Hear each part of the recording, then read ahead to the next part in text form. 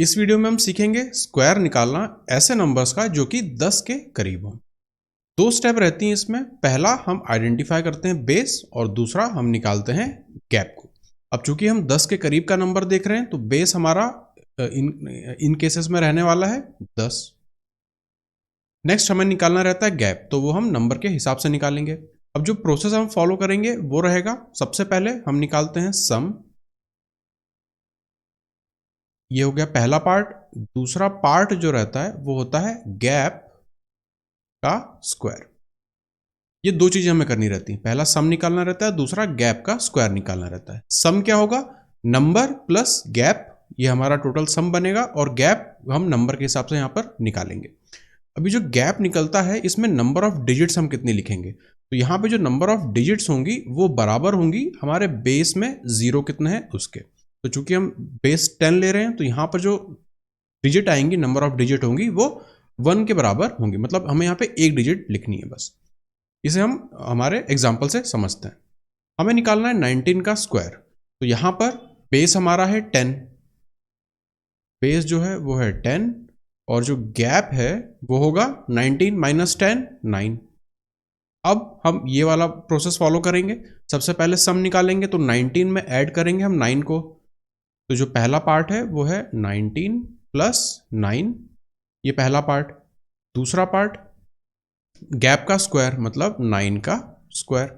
अब इसे हम अगर सॉल्व करें, 19 में हम 9 ऐड करेंगे तो हमें मिलेगा 28, ये पहला पार्ट हुआ। दूसरा पार्ट है 9 का स्क्वायर 81। अब हमें पता है कि यहाँ पर जो नंबर ऑफ डिजिट्स लिखनी है वो हमें एक लिखनी है। क्यों? क्योंकि यहाँ पे जो बेस ले रहे हैं हम वो है 10 और उसमें 0 एक ही आता है।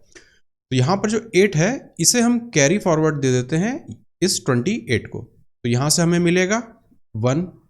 28 में जब आप 8 को ऐड करेंगे तो ये हमें देगा 36। तो 361 हमारा आंसर हो जाएगा। इसी चीज़ को हम फॉलो करेंगे 17 स्क्वायर के लिए। तो सबसे पहले हम यहाँ पे देखेंगे बेस हमारा 10 है, गैप 7 है, 17 माइनस 10 7। अब हम निकालेंगे सम, पहला पार्ट दूसरा पार्ट गैप का स्क्वायर। तो पहला पार्ट क्या होगा हमारा 17 प्लस 7, हम लिख देंगे 17 प्लस 7, ये हो गया हमारा पहला पार्ट। दूसरा पार्ट गैप का स्क्वायर, तो 7 का स्क्वायर 49।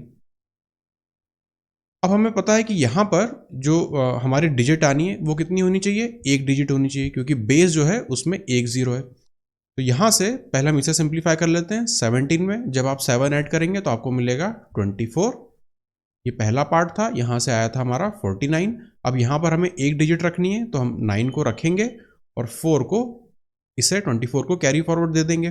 24 प्लस 4 28, तो 17 का स्क्वायर होगा 289।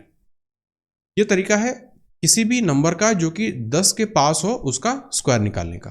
पहले आप बेस आइडेंटिफाई करेंगे, फिर आप गैप आइडेंटिफाई करेंगे, फिर हम दो पार्ट में इसे सॉल्व करते हैं। पहला हम निकालते हैं सम जो कि होता है नंबर प्लस गैप, दूसरा होता है हमारा गैप का स्क्वायर, जैसे हमने 19 स्क्वायर के लिए किया और हमने 17 स्क्वायर के लिए किया। अब इसी प्रोसेस को फॉलो करके आप इन तीन नंबर्स का स्क्वायर कैलकुलेट करके देखिए।